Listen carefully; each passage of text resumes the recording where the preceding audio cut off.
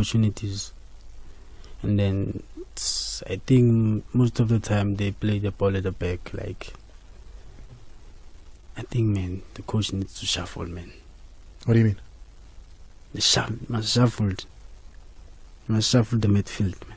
Sometimes you have a lot of players, man, in the midfield. Yeah. Because there's a big game coming out of them. The Sundowns game? Yes. Do you mean shuffle players that are on the bench and bring them on, or shuffle the players that are already playing and just move them around? I think, for me, like, you have a lot of quality on the bench, even up there on the stands. 100%. So I'm not a coach, but you know that place like no one. You know it better than all of us here. And you were there during preseason. So you do have an understanding of Abdeslaam Ouaddo better than we do, yeah. If Nigel coach in No. It cannot be like that, Nkota. You cannot talk about your ex-coach in that way in the media. It's not allowed. Not only is it not allowed, just not right.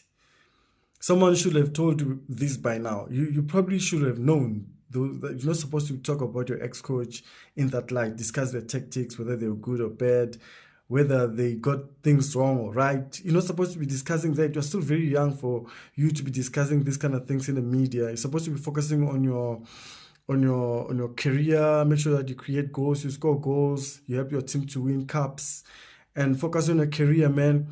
You're not a football analyst. You're a football player. You're still very young. Maybe, soccer players do talk about these kind of things in the locker room. It happens.